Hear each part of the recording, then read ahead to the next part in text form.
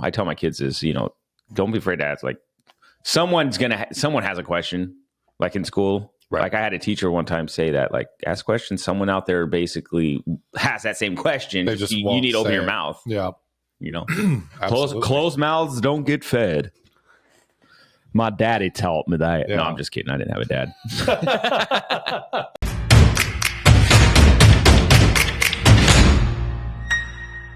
Welcome back to After Hours Talk. No, I'm just kidding. Welcome back, Jesse Weirdly Blended. I almost said Justin Weirdly Blended.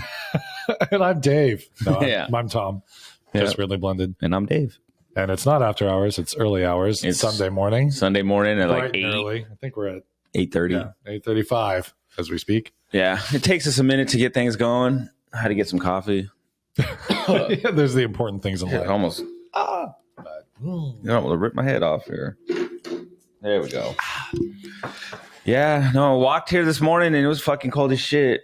I was telling Tom when I got here, I was like, dude, it's cold. I probably should have fucking wore something long. Yeah. Like 45 degrees, which is cold. Yeah, I usually when it starts to drop in temperature, I don't wear a jacket or anything. I'll wear like a long sleeve shirt. Yeah, that's what I would really do. Sweaty and gross. But the long sleeves, it just keeps the arms. Yeah, just like even a dry fit long sleeve. Yeah. Well, I'm noticing like one nice thing about losing weight is that I'm not a fat fuck anymore like I used to be. But the bad thing is my extremities get colder easier. Yeah. And I'm like, we were talking before, like when we were getting things ready, we were talking about our weight, our journey. I know we've probably talked about our weight loss quite a bit now on this. You guys are like, yeah, we get it. But one thing I was going to bring up was, I think with my eating before, I would be like greasy as hell. Like my face would be greasy. I'd be wiping, like I'd get a napkin or a little Cosmo tip that I learned. Toilet seat covers work really good. So the toilet seat covers in bathroom, because it's a tissue paper, they actually work really good for wiping off like oils and stuff. Oh, I see what you mean. Not like the fabric or like puffy ones that you put on a toilet seat. You're talking like the ones that you get at the gas stations for poo poo. Okay, gotcha. Yeah. But highly absorbent, huh? Yeah, and I guess they're better for your skin. I don't know, but all I know is I was greasy as shit, and since I've done this, I've noticed you out. I've noticed I haven't been greasy. Yeah, I mean, like, I was so fat, grease was coming out of my body. The amount of weird changes, and this has happened to me once before when I did this before and then gave up on it. Why I don't know, because you can get in bad habits. But no, it's funny. You actually can really feel just what that crap does to you. Yeah, and I'm at the point now. Like we were talking before we started recording that. I will go out to eat. Like if we're gonna go to a burger place, I'll eat whatever. It's not like I totally deny it ever. But my doctor was telling me, and I'm sure I've said this before. He just told me eat in between those meals. Eat for your life. Like don't eat the bad stuff when there's not a reason for it. And I've taken that to heart, and I've done that. And it is incredible. I mean, your whole body, just all the processes of your body, everything just feels like it works so much better. And we don't just pour grease out of our pores. Yeah, that's what I was doing. I was like, I didn't notice that until, was it probably yesterday or something? I was just like, oh, you know what? I haven't really been greasy. Yeah. And then I did this couple short videos, and I never really noticed the puffiness of how I looked until Friday when I was doing that, working on that. Mm-hmm. I was like, wow, cool. I know. Fucking last week last week we have a new clinic opening, so I went to go check it out. Mm-hmm. Pretty nice. I mean, it looks like the one we have here in Kennewick. Oh, okay. Which is nice since it's kind of uniform. It's just a lot of work left. Yeah. So I have to go there Monday, Tuesday. I'll probably be in Yakima. Brand new, so you're getting all the computer systems set up. Yeah, and a little behind. One of my techs was. I thought we were further than we were. The tech thought, or you thought? I thought based on what the tech said, and and it's not that he said anything, but he also didn't say anything. Like, gotcha. A little lesson you guys need to learn here. I'm talking to everybody out there. It's okay to ask for help. Yeah. don't think you can do everything on your own. Oh, school. He was trying to take on more too much. Yeah. So school wise, in work, anything, either ask for help, ask questions. Like I've I tell my kids this, don't be afraid to ask. Like someone has a question, like in school. Right. Like I had a teacher one time say that, like, ask questions. Someone out there basically has that same question. You need to open your mouth. Yeah. Closed mouths don't get fed.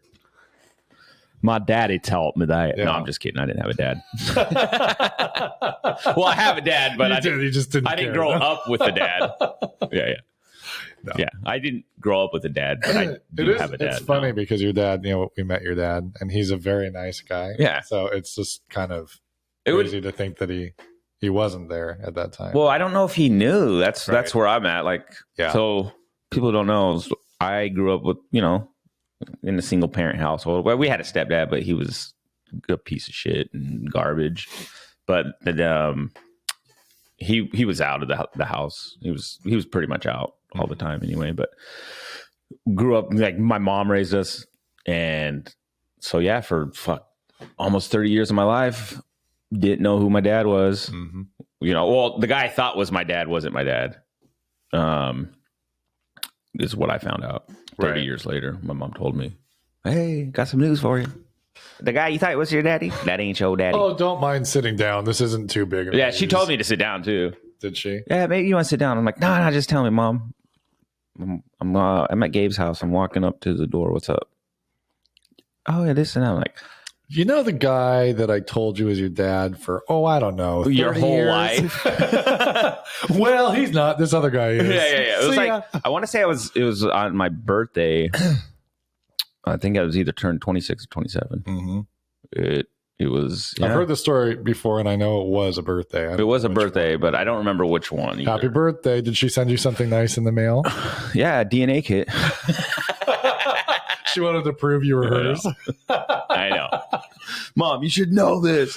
Lordy. No, so then I got in contact somehow, because the crazy thing is, my cousin, I grew up with my cousins and stuff when I lived in Vegas. Like, we were all really tight, kind of like how Orlando is with his cousins. Very tight. We were like that when I was growing up. So I was always at my cousin's house as a kid. And there was this girl that come over, and to me, she was a cousin because I used to call her mom Aunt Dinah. Okay. She had super long hair. That's what I remember from her. Aunt Dinah had this long hair.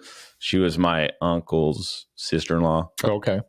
And so basically, come to find out, that was my sister.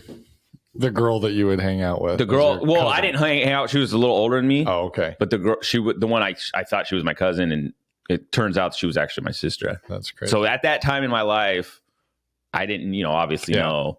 I kind of forgot that detail. Your dad, like, his side did sort of mingle with your family. Yeah, because Aunt Dinah was my actual uncle's sister-in-law, because he was married to our Aunt Karen. Mm-hmm. And, Karen. Dinah was Dinah and Karen. Sister. Yeah. Okay. And so, and so it's funny because. So how is Dinah connected to? That was my dad's ex-wife. Oh, okay. So it would have been Uncle Chuck at that time. If he was there. Him, but he wasn't there. No, I never. Because he had moved on. So he actually. Because he had an affair with your mom? I don't know. Well, maybe. Maybe. My dad been married 5 times. Yeah. But he had. The cool thing with my dad is, and this is something that even back then was probably rare, my dad raised his kids. Mm-hmm. Not me, obviously, but like the girls, like my sister Toby, my sister so Nicole, the children he knew of, and Tiffany, for sure knew of. He raised. Yeah, he raised, and my sister Tiffany wasn't biologically his. It was a step. It's basically a stepdaughter, but he actually had custody of her and raised her like his own. Wow. Now I don't know, like, the whole, like, dynamics of, like, you got visits and, but, like, for the majority of their life, my dad was the primary. Wow. Yeah. I'm like, damn, he's probably a good dad. I mean, he's a good guy. Don't get me wrong. The cool thing about your dad is, if I'm not mistaken, when he found out that you were his child. There was no like pushback or like there was no pushback. Nope, fuck that. There was none of that. No, there wasn't that, but it was more of a, well, let's take this DNA test. Oh, okay. Well, let's verify it and make sure before. Right. I'm like, yeah, I don't care. You know, for me, I'm like, yeah, whatever. Go, let's do it. So I mean, there was a DNA test that confirmed. Yeah. So when I said my mom sent me, you are the father. Yeah, Maury came to my house. Came in. Chuck, yeah. When it comes to here, 55-year-old Jesse Barber Smith. Yeah, I was a Smith then. Yeah. So then I found that all out, and then I ended up changing my name because, you know, once I got to know him a little bit and stuff, I was like, I don't know, because I was actually gonna change my name to what my mom's maiden name was. And once you found out that Smith was not actually your dad. Well, no, even before that, even before I found out he wasn't my dad, since he wasn't in my life ever. You know, like what maybe. So Smith was just the name. You knew who it came from, but there was no real connection because he was never really. Yeah, because the last time I could remember ever seeing him, I was maybe 6 years old, maybe something like that. 6, maybe 8. We'll say at 8 at the most. Give him a little more credit. It was 8, but like, you know, he was never there. I think the last thing I can remember him giving me was a radio. That was it. Oh. And so he probably knew this fool ain't my baby. Yeah. He don't look like my mom had. She even goes, I remember one time she's like, your thumbs are just like your dad's. Like Smith's? Yes. You have the same thumbs. They're opposable. Look at that. You could do the same thing with them. He's your dad. Yeah. You got teeth. He has teeth. The eyes look like eyes. Spitting image. If you squint real hard, you look just like him. I know. But it was crazy because when I seen my dad. You have the same thumbs. Who would fucking notice the thumbs? Because they were smooth, right? Oh, okay. So I have like smooth thumbs. I don't know. She said he would be able to roll joints with them. You got joint rolling thumbs like your dad. And I've tried to roll joints and I can't. So I know he's not my dad. That's how I found out. That was the first question in my mind. I tried to roll joints. To this day, I cannot roll. He's not my dad. There's no way. There's no way. Same thumbs, but they don't I just need to get the pre-rolls.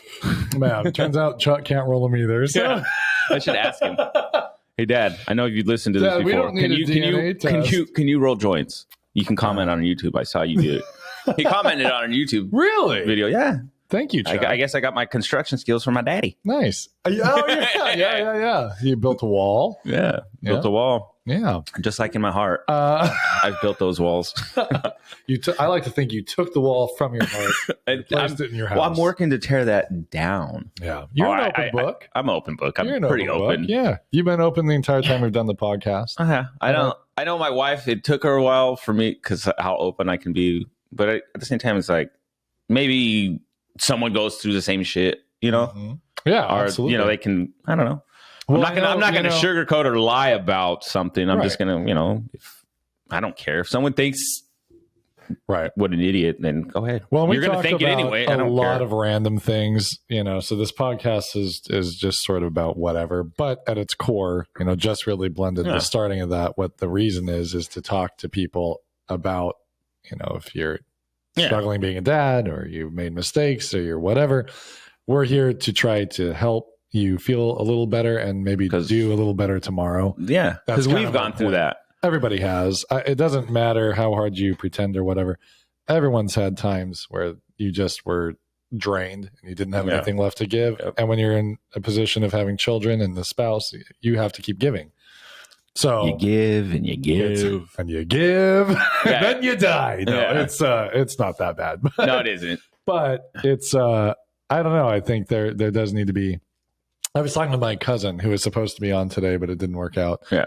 We had to change it a couple times. I'll get into that later. We'll get him on. But we were talking about, you know, he's going through a challenge right now, and he really enjoyed. We talked one time about mental health and men's mental health and how men's mental health is a whole nother thing because there's an acceptance of women's mental health, and it's getting better with men's mental health. But I think we're our biggest roadblock. Men don't accept men getting help. A lot of times. Well, that's like I say, it's okay to ask for help. You know what I mean? So that's kind of what this is just one element of help. Hopefully you laugh a little bit. And if you need to learn something, if you need to cry, come on. Yeah.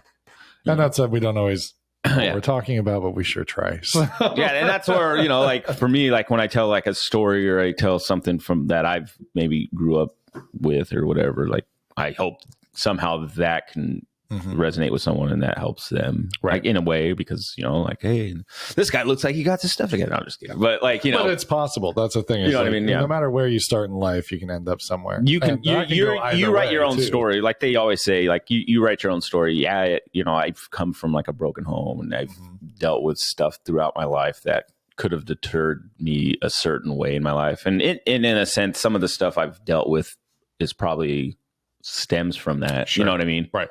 But at the end of the day, it's like I'm driving the car. I'm going to take me where I want. Right. And so, hopefully the stories and stuff people hear and be like, okay, these guys kind of know what they're talking about. Right. Or at least I can listen. They're like, damn, I've dealt with that before. Yeah, I know what that's like. Yeah. Yeah. And especially for those people out there that are really struggling right now and maybe things aren't going and you feel like it's out of control and you don't know what to do. Yeah, we've all been there at times. Oh yeah, dude. I'm still battling stuff within myself. Right. You know what I mean? I think we do until the day we die. I mean, you're never really done growing and changing unless you just stop trying. Which you don't want to do. So no, I mean, really ideally, you're always going to improve and change and morph into something new and hopefully better. Yep. Yeah, for sure. But so anyway. Yeah. So thanks for coming. We'll talk to you guys later. No. Yeah.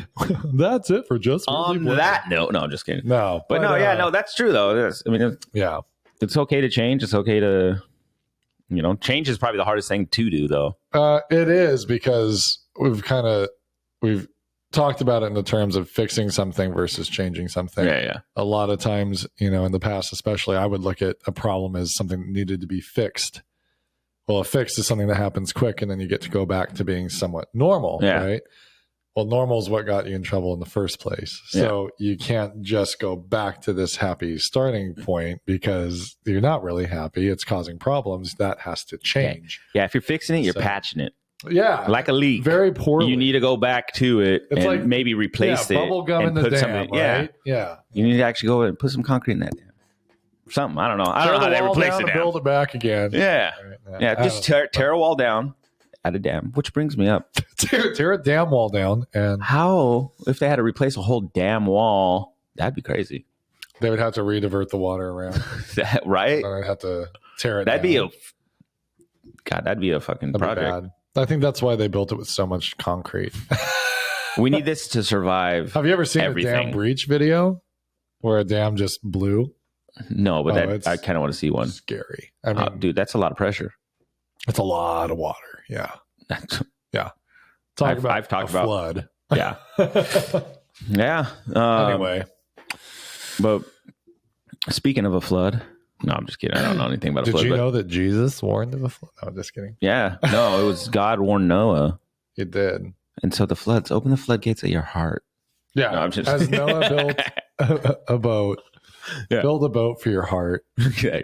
But no, we were going to talk about Mariners. Yeah, Mariners. They're out of the playoffs made now. Made it into the playoffs and then lost 3 consecutive games, so they're done. It's, But hats off to Houston. I hate Houston, but hats off. They played. I mean, hey, you win 3 in a row. Obviously, you're a better team. Well, that and Mariners should have won game 1. I think if they won game 1, it would have been a different outcome. Oh. It could have still been like they lost. Well, at least it was competitive. It would have been like tough. Yeah, it was very competitive. It was competitive all the way through. Even this last game, I didn't watch any of it because I don't have 18 innings. 18 innings and 1 point in the end. So that's pretty competitive.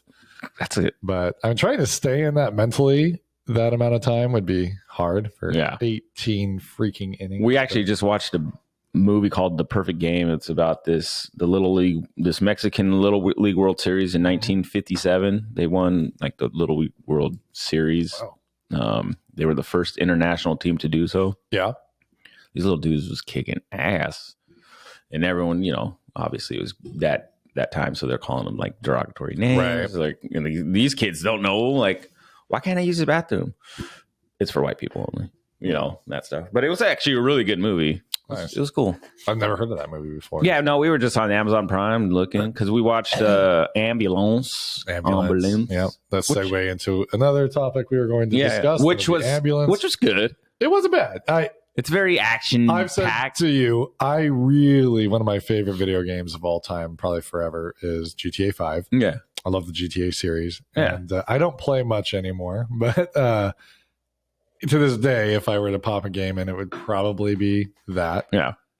It felt very much like the GTA 5 game. I mean, GTA 5 is all about these ex-bank robber criminals that come back out of retirement into bank heists and all this stuff, and then deeper and deeper missions. And so the movie felt a lot like that. And that aspect, it was a lot of fun, and I liked it.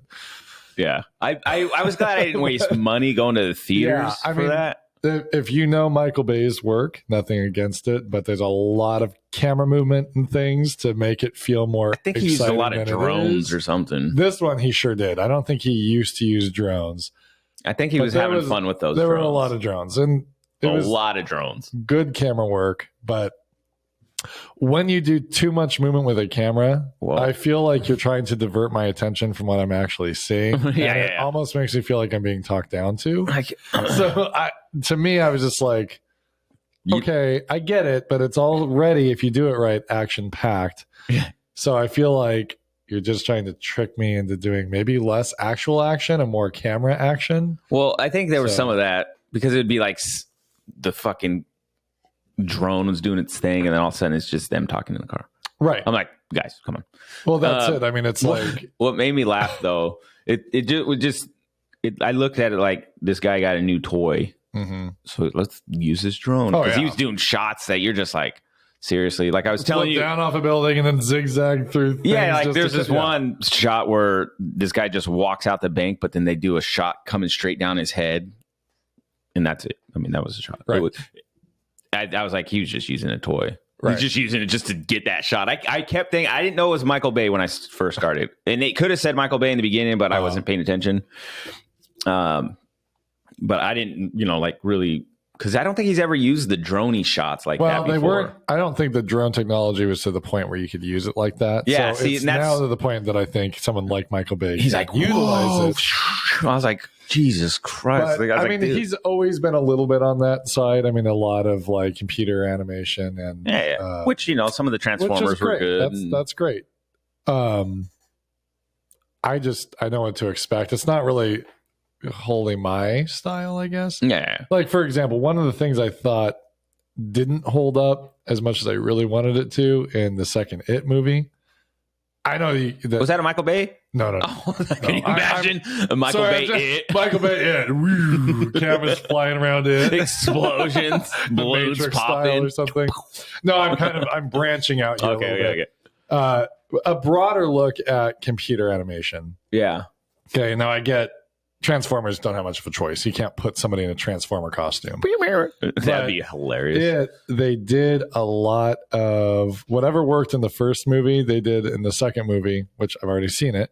Mm-hmm. So I already know kind of what's going to happen. So it doesn't really have the same. Yeah. But then also there were things that I feel would have been better the traditional way, which is an actor in good makeup. Yeah. Versus the computer animation. Because the problem with computer animation, especially when something's supposed to be scary, if you don't get it exactly right, it's not scary. Yeah, there was points in that in the second one that it was like that. Right? Like, there was like a scene that he comes out of the bathroom or something like that. Mm-hmm. Or he's like in the apartment, or I don't know. But he's like, oh, yeah. The way he does it, I was like, oh my God. Right. It's kind of jump scary. Looks stupid. But I mean, the movie itself was well done, and I really, really wanted to like it a lot. But I couldn't at some point. It's like the old lady. She didn't have to get huge. It would have been really, that's the one that's the scene I'm talking about. Yeah, that's what I meant. She looked too much like a cartoon. Yeah. See, that's I thought the same thing. Left a regular ass old naked lady. That was creepy. When she was like in the background, you kind of see her. That was creepy. That's the scene. As soon as they turn into this big monster thing, I just and that's my thing with like Michael Bay is, again, there's a lot of times where I feel like non-traditional elements are put in where maybe it would be better off Yeah. Maybe just backing off a little bit. Just use a couple of them. Some subtle ones. You don't have to do it every fucking shot. Like 18,000 drone drops in a movie. There was so many drone drops. That movie was so long because of the drone drops. And I still want someone to explain to me how painting lime green the it was literally the color of the alien. I mean, like, and I get they address you're not supposed to use that color. What color is going to hide an ambulance? You know what I think? Like, I don't know. Obviously, this is a movie, but I think in my head, I'm like, sometimes, you start talking about these movies, you think it's like a real life situation. Yeah, right. I'm like, why don't they just fucking switch cars? Seriously. Well, and I love that. I mean, you can leave the cop, leave him in there, save his life or whatever you got to do. But see, if it were Grand Theft Auto, they would have done that. They would have parked the car somewhere. No, if it was Grand Theft Auto, they would have painted that ambulance and the cops would have been like, oh, he's gone. They would have sprayed it. They would have driven in, cut scene to the car coming out, painted a new color. Everything's good. And all the damage is fixed. Yeah, exactly. There it is. Yeah, there you go. Sorry. Love Grand Theft Auto. Go ahead. Oh, what I was going to say is, and if I'm spoiling this movie, you guys can skip ahead. Oh, yeah, we should say spoiler alert. Yeah. But there is this. And it's a really well action-packed movie. Jake Gyllenhaal does a good job, obviously. He does. The acting's good. Like, everything's... It's what you expect. Come on, it's an ambulance. Exactly. It's an action-packed movie. So yeah, but there's a scene where they're trying to save the cop. She has her hand in the gut doing surgery. Mm-hmm. It's a spleen. And then it, like, explodes. And they're like,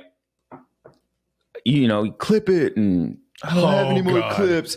Oh, and then she's like, use the clip out of my hair. Use the chintzy ass plastic clip from my hair. It's gonna be strong enough to hold the spleen shut. I was like, "Are you?" So they do that and they clip it, and Alicia goes, "Oh yeah, like that's really gonna hold." Right. I'm like, that's got to be the best clip ever made because Alicia has thick hair. Oh yeah, and she has a hard time finding clips because that will actually be strong enough to hold. Yeah. I'm a guy. I've never used them. I've helped. I don't know. Like Elena when she was little, maybe. Somehow I've used one before. Yeah. And I know. I make them a mouth. Right. Usually that's what I do. I have a conversation with it. Yeah. But I mean, it's like, it's insane. Yeah. And it's filthy. It's been in her hair all day and she's going to put it in the gut cavity of this guy. See, and this is where also I had questions what happened? What happened after that? Did they just sew it back in his gut? Yeah, right. Right? Wheel him away. He has an exploded spleen. I was telling Elisa, this guy would have been dead. There's no way he would have lived. All that. Like, don't let the spleen blow because it's really bad if that happens. And then it does. And because of her magic hair clip, he's stabilized. But yeah, then he's like sewed up. And I'm like, later on in the movie, I'm like, where the fuck's that hair clip? That's episode 2. I want to see. I was hoping they were going to come back and be like, oh, can I get my clip back? Yeah, the second movie is going to be a courtroom drama where he's suing because they left it in. I'm sure they did. Affected. So that's Michael how he Bay dies. does courtroom drama with the camera dropping from the ceiling going right into the judge's face. I know. Right? Zoom in on the cop. Yeah. He's gonna cry. No, it was good. I mean, it was good. It is what it is. It's horror movies and action movies are very much the same thing. They can be amazing or they can be just. Yeah, this one was one of those ones where I was just like, I'm glad I didn't go to the theater. Definitely worth a streaming watch. It is. For sure. Yeah. It was fun. It was a fun movie. I enjoyed it. There was some. One thing I like to do with movies sometimes is, if there's mess ups, I like to point them out. And so and you found a few. I found a few. Found I think just 2. And then the next movie we watched, that baseball movie, I found one there. Yeah. Yes, because they cut to the end of this baseball movie. So they're they're in Mexico, in Monterrey, at the town. It's very, very small. They're listening to the game. They're all like at the chapel, like outside listening to this baseball game. And then they have on a chalkboard written the innings and the scores or whatever. So what they did was, and this is as soon as the game, the World Series part starts, there's this montage of like pitches and doing stuff, and it cuts back to them like, yeah. And they fucked up because they had the final score written down. Oh, right. No. And at this point, it's been 1 inning. Right. Because I'm thinking, oh shit, man, they're really ahead. Because I seen it was like 4-0. I was like, oh shit, man, they're really ahead. And then a minute later, the drama between like the teams start happening because it's a close game. And I was like, oh shit. So the whole game was basically 0-0. Uh-huh.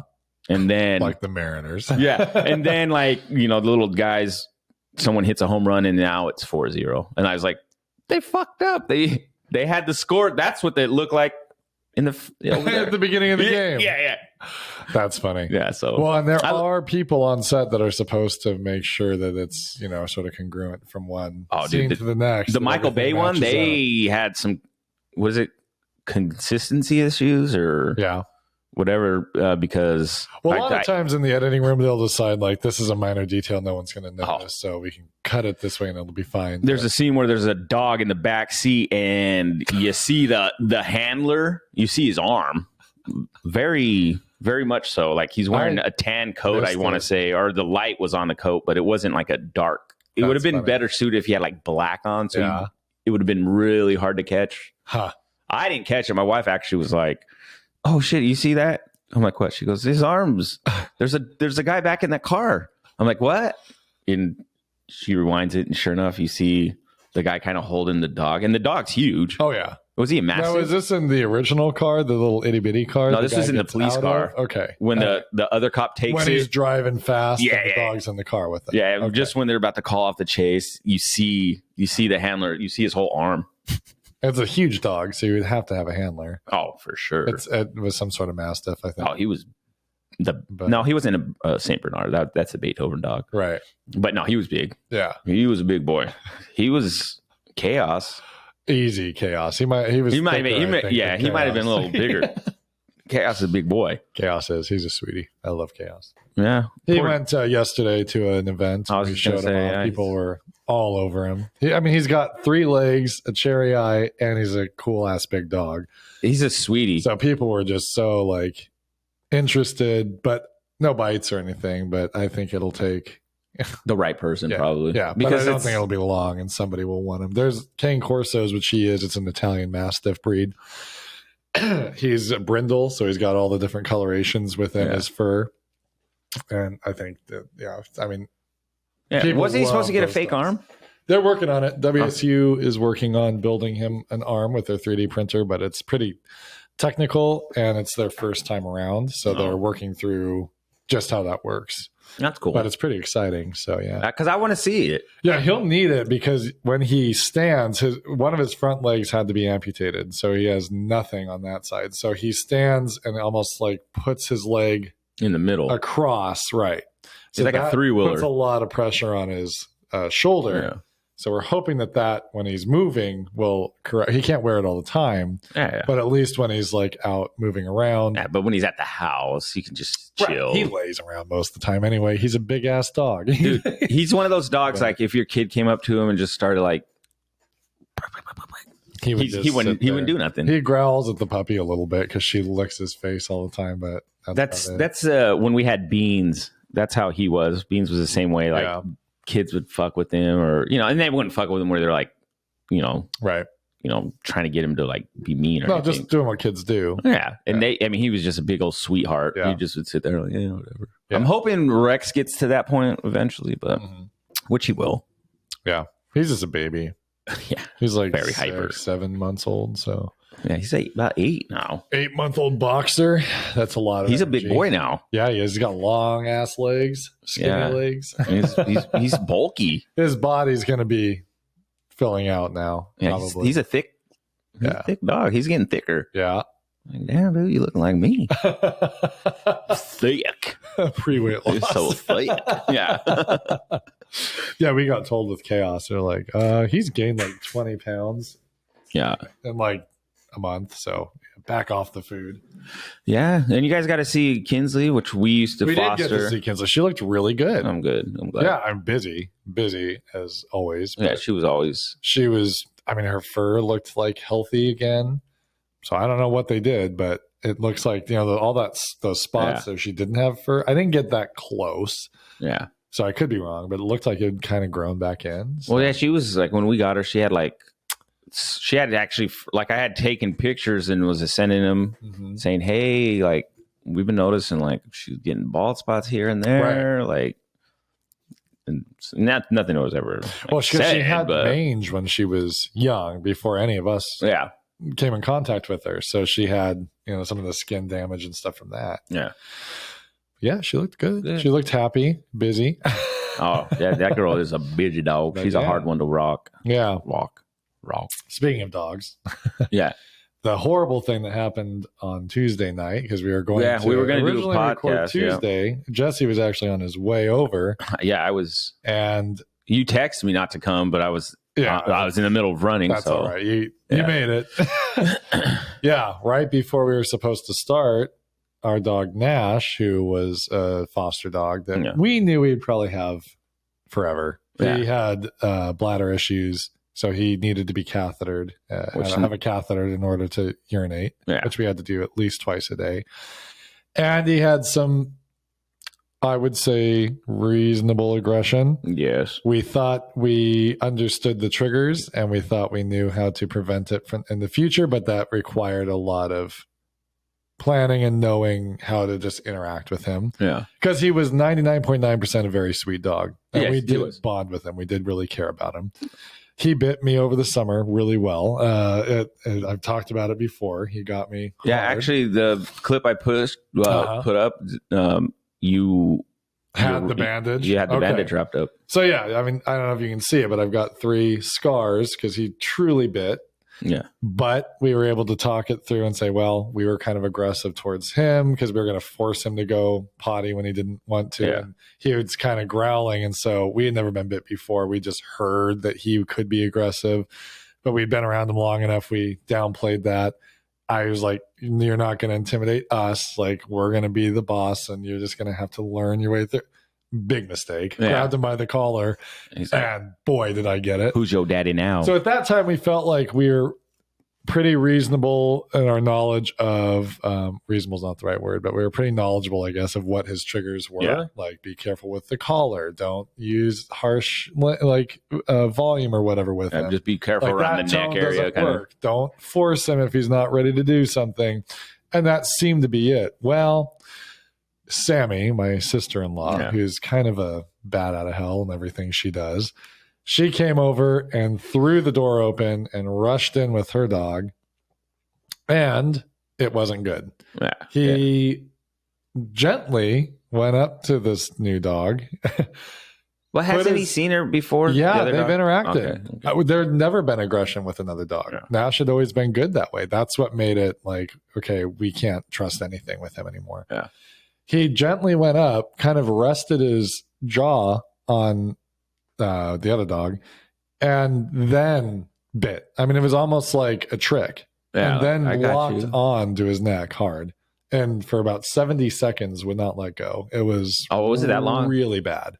70 seconds feels like fucking forever. To the point, too. I mean, like, the dog was whimpering. It was looking like he was going to get killed at some point, and he would not let go. I mean, I had to kick him at one time, which is horrible. I didn't want to have to do that, but it got to the point. I mean, there was nothing. Hopefully, Peter's not listening. No, I'm just kidding. Sorry, Peter, but it's either that or he kills this other dog. I mean, there was like nothing to do. I think it was bad, but I think the big fear, too, is like if a kid who didn't know his ticks. Yep. Well, that's what I just said. I would always get worried about. At that point, it was like, we can't trust him at all. Mm-hmm. I mean, there's no scenario where we can say that we know how he's going to react. Yeah. And someone, not a dog, someone is going to get seriously hurt. Yeah, eventually. So we contacted the gal that leads the organization and just told her, like, we cannot do this anymore. Yeah, hoping that maybe there is some foster out there, maybe he could be. That I mean, it's didn't a liability. Have other people around or other kids or other dogs that maybe it would work. I figured that wasn't likely. Yeah. So the next day we had to take him to get put down. Yeah. That sucked. That's a tough. I still know it was the right thing. I mean, the more time passes and like absolutely certain that it that way. I think you do go through those stages where like, maybe I shouldn't have done that. I never felt that because I knew when a dog is aggressive that way, it's just, I mean, he had big teeth and he was so sweet. I mean, truly, I don't want to. I remember when I came over, like after the incident, he was just like normal, like nothing. There was no remorse. There was no, and that's the thing is like he never learned anything from these experiences. Yeah. And once he decided to do it, there was no regret, no remorse, no second thought. It was like he was going for the kill. That's too much. Yeah. I mean, I don't know how you train that out of a 10, 11-year-old dog. Was he that old? He was old. Yeah, that's right. He was. Yeah, he was going a little blind. I don't know if maybe he was starting to like go a little senile or something. Just a grumpy old man. I mean, no, I mean like truly. Get off my lawn. Because his mental reaction to these things, like I don't know. Maybe not. Well, yeah, because usually when you like, people who have dogs, like when you. Hey, bad dog, right. Don't do that. Well, like they kind of cower and they look sad for a minute. Our Mastiff got in it too because when this all started, he thought that was when they're very pack oriented. So he thought this is like an intruder. He jumped in to try to help. As soon as Blanca yelled, no, he like cowered back. He ran outside. He was in the grass. He wouldn't come near you. He would look at me. He would not come near me because I lost my mind. Like once finally Nash let go, I was screaming my head off. Like, get out! Nash ran off. Like, the Mastiff wanted nothing to do with me. He was like, I'm gonna let Tom calm down. So he was like way out in the corner of the yard. Yeah, he was underneath the swing when I came over. Finally, I walked up to him and just gave him loves. I was like, "You're fine. Just don't do that shit." I mean, that's the thing is if a dog knows, like you're saying no, and they let go right away, that's one thing. When the dog doesn't give a shit that you're doing it or saying, that's true. It just is bad, horrible. So I mean, it's never fun to put a dog down. Horrible. And, that's not why we do the fostering that we do. We foster to save them. We tried. We foster to put dogs down. So our goal is to put kill as many dogs as possible. No, it's awful. No. And it was hard. I mean, it was hard to take this relatively healthy. You grow physically did not need to get put down. To take him in and to do that was a very difficult thing. But even with that whole incident, you still have this like attachment to the dog. Well, we did. And in some degree, he saved my life because if I hadn't gotten bit by him, I wouldn't have known that my body was starting to have issues with the food I was eating. And that turned everything around. So on some very direct level, I had a lot to thank him for. Thanks for biting me, so I realize I'm unhealthy. But, which luckily it wasn't too far. Are you guys keeping his ashes or anything? Yeah, well, we get them. I don't know if Andrea, the gal that runs the organization, is going to want them or if we get to keep them. Or he throws them. Get them. No, I mean, it came with like an urn. Oh, yeah. So we got this rose box urn, and I will keep it if she's okay with that. But I mean, we have beans in a little box. He's on our mantle. Yeah. He's in it's like in a felt little bag thing. Right. It's just, I mean, it's cool. And we got his paw print. Yeah, we're going to get a paw print. Yeah. So, but like I said, I don't know that Andrea will care if we keep it because I don't think she really dealt with him personally much. Yeah. But I don't know how it works. I don't know if they have something that they do. Right. You know what I mean? I just don't know. A locker full of. We didn't pay for it like she did. Oh, so it's like whatever they want to do is fine with us. But if we're okay to have it, we would be happy to have it. It's not. It's a weird experience to like be involved when you like go put a dog down. Like we had to go put our boxer down, which he was old and I mean it was joint issues. And I don't regret because he it was pain. best for him. Yeah, right. But it's still sad as shit. Oh, it's awful. It's the quickest it was like 2 minutes. Yeah. I was okay. Done. I mean, like mentally for me beforehand, you have that flee feeling. Like, I just don't want to do this. Mm-hmm. But you make yourself go through it. But every step of the way, your body wants to just run away from it. Yeah, for sure. You don't want to get in the car. You don't want to put him in the car. You don't want to drive that way. This sucks. Every step of the way, your brain is trying to figure out some other way that is like not going to work. Mm-hmm. but it's just that process. Getting there, I was okay. Everything was fine. I didn't cry much over it, but I will admit when they came in and it was like, okay, so this is kind of how it works. And when they talk about the process, I'm like, okay. Yeah. That was where it, because it's like, this is it. This is like the death march. Like, this is the end. Yeah. Dead and man he's walking. just sitting there with his head on my lap and his little tail wagging. And you're just like. And then their life leaves them. And that's really sad. They give him the shot that makes them tired. Yeah. And so he started like stumbling. And then so I helped him like get onto this blanket on the floor. Yeah. It's kind of. And then they kind of tell you the doctor will come in. We're going to make sure that he's fully under the anesthesia or whatever it is. Yeah. And then I guess it's an anesthesia that they use. So as she said, once he comes in and injects, like it's going to be quick. Yeah, it's like 30 seconds, dude. It's fast. So he did it, and then he was hearing for the heartbeat, and then at some point he like kind of acknowledges and then leaves the room, and you're just sitting there with the dog no longer there. It's crazy. It's a very weird feeling, and so, time of death, 2:54. Yeah, I mean, it's like it was just. There was a sense of relief because the whole time in there were dogs coming and going and he was kind of growling and that anxiety you have. Mm-hmm. And I don't like to be that way with dogs because it doesn't help. But because they can feel it. I don't know how you don't have that when you know this dog could fuck somebody or something up. Yeah. So the whole time, and the staff was amazing. It's Vista Vet here in town. If anybody hasn't gone to them, they seem pretty nice. Great. They kept him preoccupied. They gave him treats and loves and everything. And it was a very positive experience. And his last moments were very happy. But it still sucks. I mean, yeah, for sure. Nobody wants to do that. And when you have a dog that, 99.9% of the time is super sweet, awesome, great, and you've kind of gotten in your head, no one's going to want to adopt this dog. I've been bit. He needs to be cathetered multiple times a day. And that's a tough one to do. With them. Yeah, it was just like, how's the puppy doing? Reasons. She's good. It scared the shit out of her. Is she like, where's not Naya? really. Okay. She's just because we have so many anyway. Yeah. We've got 3 fosters still, and then we have 5 of our own dogs because we're absolutely stupid. But God, you guys got 5 of your own? I forgot the puppy made 5. Because at some point we were dumb and told Elliot that he can have his own dog. So technically, they have 3. Technically. Elliot has the other. No. Well, no, because Frank and that puppy make maybe 1 dog together. And Cupcake together. Yeah, the 3 of them combined make 1 dog. They're each one they make one is maybe a medium dog. I think the puppy and Frank equal 5 pounds together.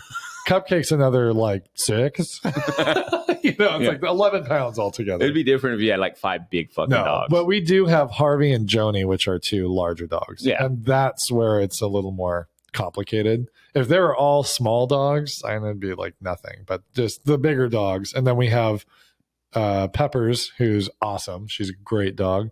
She's a bigger dog. She's like medium sized. Yeah, she's an old and then gal. We have the Mastiff, who's gigantic, but awesome. We love him. Yeah, and then we have Archie, who's probably going to get adopted. There's a gal that Blanca's going to talk to today that's cool. Really interested. So yeah. So if you don't foster dogs, think about doing it. It's rewarding. I'm not gonna lie, I did it. It was cool. Yeah, but not my cup of tea. Yeah, no, I got you. You got a little bit of pressure from my wife to do that. A little bit, but I was like, okay, but then I'm busy with work or something, and I can't always let these dogs out. Like I don't know, just not my thing. I gotcha.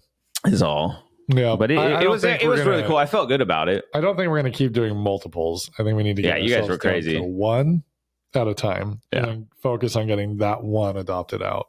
Yeah, excuse me. Well, at the time we got ourselves really into the mindset of like help where you can. Yeah. Oh, shit. Which is great and wonderful, but you can't, every day there's going to be 50 times where you could help. You can't do it every time. Like there are limits on what you can do. So we never got in over our heads. But with Nash, even when he wasn't biting, like when you have to catheter a dog multiple times a day, it's like that's a big commitment. Yeah. So I commend you guys for that because, like I said, I had 1 and I just had 4. With that 1 was 4 dogs, and I just was like, well, they all kind of become a pack, and once they do that, it gets a lot easier because it's almost like having a bunch of kids that keep each other entertained. Yeah. So outside of the fact you're stuck. I mean, we couldn't really go on any trips or anything because you have too many. And with Nash, like, who is going to want to watch him? Well, they're trained on how to use the catheter. I was just going to say, they're going to have to They had to make sure that they didn't get bit, which, I mean, that's kind of a hard sell. Hey, this dog, he can't pee on his own and you might get bit. Like, right.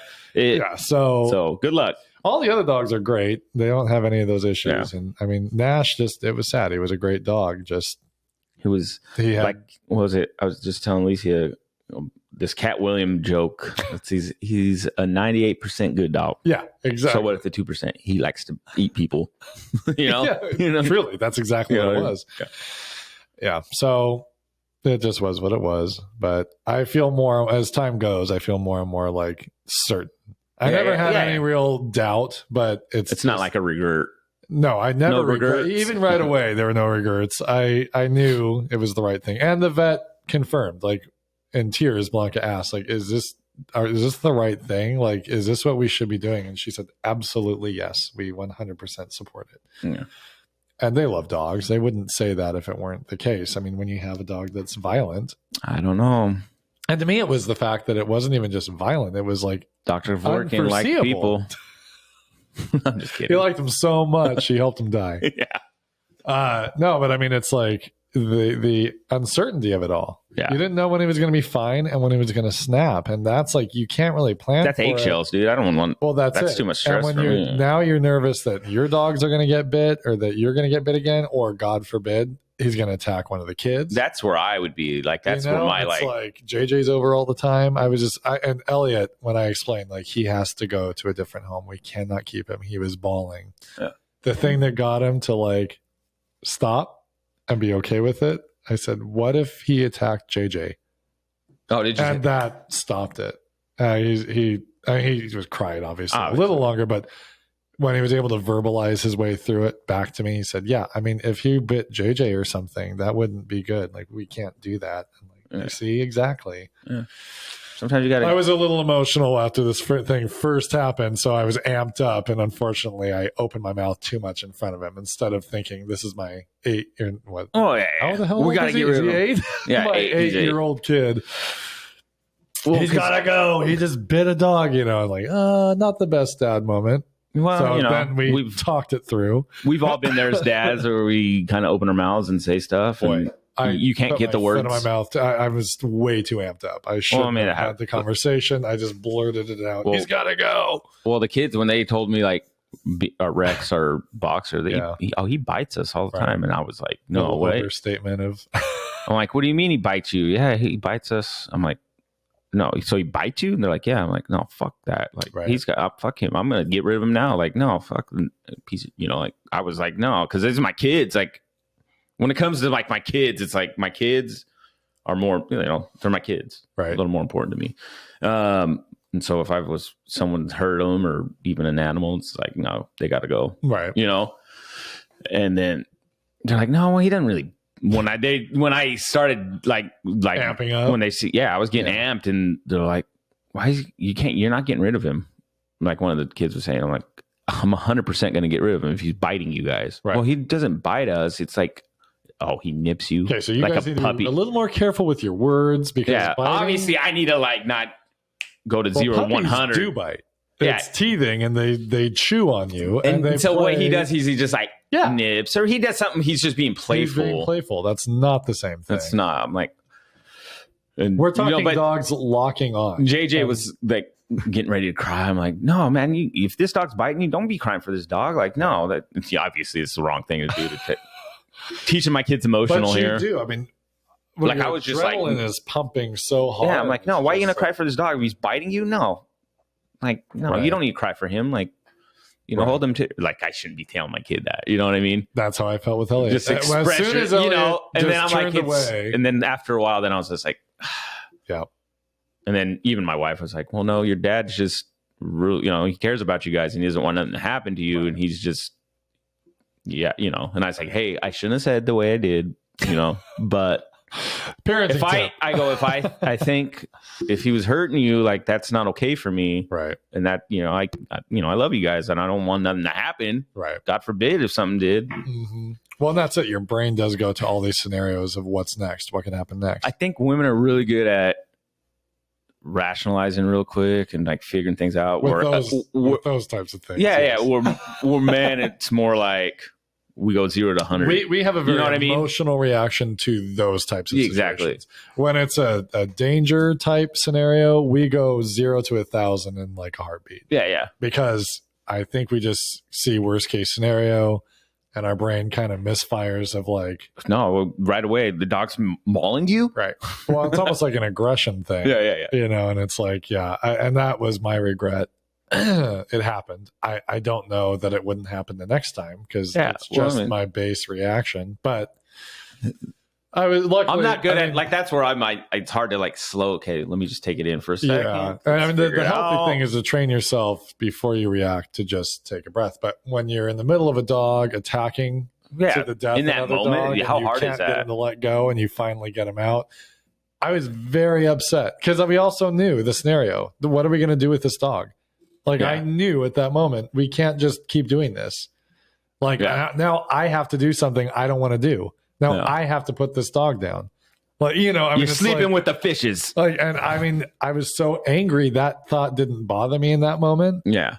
But of course, it does bother you. Like, I'm not somebody that ever wants to put a dog down, even if I am mad in the moment. Mm-hmm. That subconscious argument, I'm sure, was going on, which is why I was so stressed and upset. So then, but seeing Ellie just turn around and walk away, I'm like, oh, that's not usually how he leaves. And then I start hearing downstairs. I'm like, ah, shit. Okay. I know.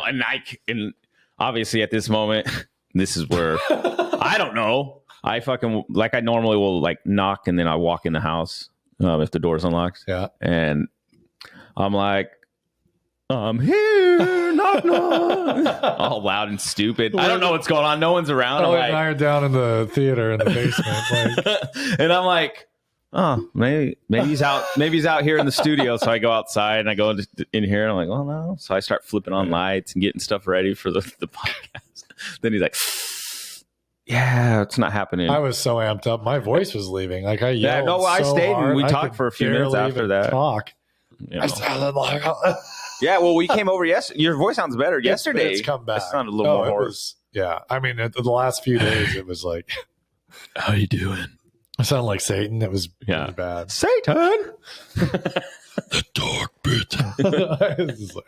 I just think of so bad. South Park Satan. I don't know why all the time. Hi, guys. Saddam. I'm Saddam.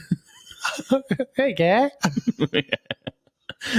That takes me back. Yeah. That was so great. Oh, man. Gay Saddam Hussein was Satan. Yeah.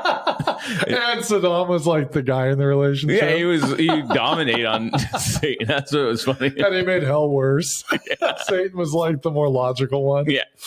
You remember the Christmas episode where it's Christmas time in hell? No. It still makes me laugh. They have all these different lines. So it's like it's this festive song about it being Christmas time in hell. Yeah. So instead of just torturing everyone, they're like decorating for Christmas, which is funny because Christmas is baby Jesus born. Jesus, and here's Satan dancing about his Christmas time. One of the lines is Jeffrey Dahmer with a festive Christmas ham after he has sex with it to lead up all he can. Not appropriate. Yeah. I know, but it was funny. That's and hilarious. Then I think Ted Bundy was like dancing around at one point with like the Kennedys and like the Kennedys are in hell too. They had Hitler down there. That's who he was singing to. Hitler was crying, singing on Tannenbaum. Oh, and Satan comes and goes, Hitler, what's the problem? Like, what's the matter? And Hitler's like, oh. There's no Tannenbaum for Christmas. He's like, oh, it's okay, little guy. I'm surprised he starts singing Christmas time. He wasn't doing like something else. Well, they play all these like images of like the Nazis marching. So he's reflecting on all these quote unquote good times and crying because now he's in hell and there's no Christmas. And like, it was so stupid, but it was the way they do that. I mean, I'm glad I watched it when I was young enough to hold on to that as humorous. Well, yeah, it's still humorous. I don't know. I think that's something people need to realize. don't humor. take it. Humor is. I think people take things just too to the T, like too literal on everything nowadays. Right. And I can say that because I'm for the most part I can be pretty literal in a sense. You're the same way, and I know my daughter's the same way. But like you got to have like that open mind and just like laugh about stuff and not take it like, well, they hate everything, because that's how it always everything. It's you're racist or you hate the reason that South gays Park, or you hate this or do that. Well, right, and they're untouchable in a sense because they have a true philosophy around humor that I really agree with, and I'm not a famous comedian, so obviously I have limits that I'm going to respect and all that. But their point is, if you don't make fun of one person or one group, then you've set a standard. Now, making fun of anyone, how is that okay? Yeah. If you draw lines and say this can be funny, but this can't, and that's okay, but that's not. Yeah. You're really at that point then causing the issue because, and I realize that there are scenarios, there's intent behind things. Yeah. Right. I mean, like it's not that simple, but for them having an actual philosophy and following it, everything they do is inappropriate, but it's appropriate across the board. And it's just not 1 cent. It is equal, and it's a parody of life. So the things that they're doing, it's a cartoon that's meant to be outlandishly outrageous, absurd, and crazy. So, I mean, it just, I don't know. I appreciate that realm because we have gotten to the point of like, it's not okay to do this, but then this is okay. That's okay, but this isn't. And, it's just the division is. Yeah, I don't know. I agree. That's how it seems always. Let it be funny. Which is like our fucking. I know. I was gonna end on that. Yeah. There's a short out there that I'm very proud of because apparently it got people talking. Got a few people talking. Now, if you hear the entire clip, you'd realize that what the clip says is not the entirety of the conversation, which is the point of a clip, right? So. If you are so inclined, you can listen to the entire episode. I don't know what episode it was in, so listen to them all. It was Chorizo in the Sky. Chorizo in the Sky. Listen to that one. It's a few podcasts back. So we talk about the American people having some culpability for the modern political climate that we're in. Yep. And I still don't back down from that, even though we got some comments that disagreed. And I think that's great. I think that was awesome. If we can disagree, right, but still have a conversation, and that's the point of life. That's the exact point that we're making is you should feel free to speak your mind, but be respectful. Exactly. And I feel like this particular person whose comment I saw, he disagreed with my point, and that's okay. That's perfect. I appreciate you actually watching and responding. That's like one of the only comments we've ever gotten, so thank you. Yeah, which is awesome. And I think it's great. And my point, our point, I think in that was of, not to get too much into politics, but if you listen to the entirety of the clip, yes, media is a big problem. It is. Because they sell what we want to consume. Yeah. The problem is we're the ones consuming it. If we don't consume it anymore, they're not going to sell that message. Yeah. So the politicians are culpable because they lie to us, because they know what we want to hear. And so they're going to tell us what we want to hear. But in both of those scenarios, who are they lying to and what for? Yeah. They're lying to us to tell us what we want to hear so that we vote for them again. Yes, exactly. So that's our culpability. What's the media doing? They want to sell a product, which is ads. Yeah. So they're going to make content that we're going to watch. And so they're going to tailor it to whoever we are. Yeah. And we're going to watch it. I mean, if we like what we hear, which means we turn our brain off, they're going to keep selling then it. They're going to keep selling it. So on both ends of that, the problem is the American people, because your job is to educate yourself. If you're going to have an opinion, I think you get the stories on both. That's it. You need to hear all of what's out there. And you make your own decision. People like myself who don't listen to me. Yeah. I'm not an expert in anything. Yeah. I can sit here and tell you that an alien shot a ray gun up Biden's ass, and he's now an alien computer. That is probably not the most logical scenario of what's really happening in the world. Far-fetched, and the amount of people that believe that kind of crap, I'm just like, come on, guys. Like, we are in a bad spot. That's my only point, is American people need to take responsibility for this as much as everybody else. No, I agree. So, anyway. I agree with that whole comment. And I will not back down from that, but I do appreciate anybody that wants to comment. You disagree with me, please feel free. No, I love a little conversation. That's the whole point. Like, people still have to be able to talk without, there's just way too many radicalized people today. I'm not like a political person. I don't even will ever pretend to be, but I don't know. We're also involved in the voting process and all that. So we have a responsibility. It still kind of falls on us. It absolutely does. What I mean? There is no government without people voting. Yeah, exactly. Whether people want to believe it or not, there's not massive fraud in voting. It still is a vote is cast. Yeah. And that vote is counted. At the end of the day, who you vote for is who gets in. 9 times out of 10, probably 10 times out of 10, the person that wins is just the guy that got more people out to vote. It is always voter turnout being low on the other side versus actual high turnout. Yeah. That's all it is. If you look at any given time, about 40% on a good day will come out to vote of eligible voters. That's fine. If you don't know the issues, don't vote. Yeah. But that's the whole thing, is like, that's our responsibility. And nobody talks about our individual responsibility. That's part of civilization, society.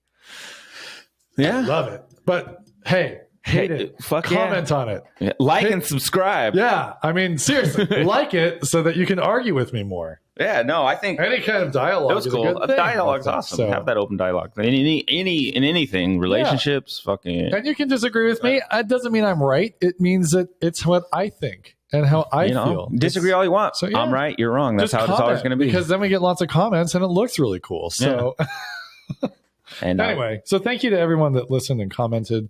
And I love it. I love supporting us. Anything. We're getting there. We're getting there slowly. Yeah. I believe this. 3 seasons and 54 episodes. Yeah, we're doing it whether you like it or not. We are. So you're going to hear it. We're going to force you to hear it somehow. That's right. But I don't know. You guys have a great week. Yeah. We'll fucking be back. We're trying to get more routine. Yeah. I like doing the morning. I think Sunday morning will work well. Yeah. We need to get it. My wife is still sleeping. I just told her, hey, babe, I'm going to go do the podcast. She's like, what? I was like, yeah, I gotta go. It's like 7:30. See, it's like perfect. She's like, you're crazy. And then she laughed and fell back asleep. Awesome. And then I hear Rex, like, because he wanted out of the kennel. I'm like, Rex, shut the fuck up. You're going to wake up the wife. And she's not going to be happy with that one. Right. But cool. Anyway, you guys have a good week. And we'll catch you on the flip. Oh,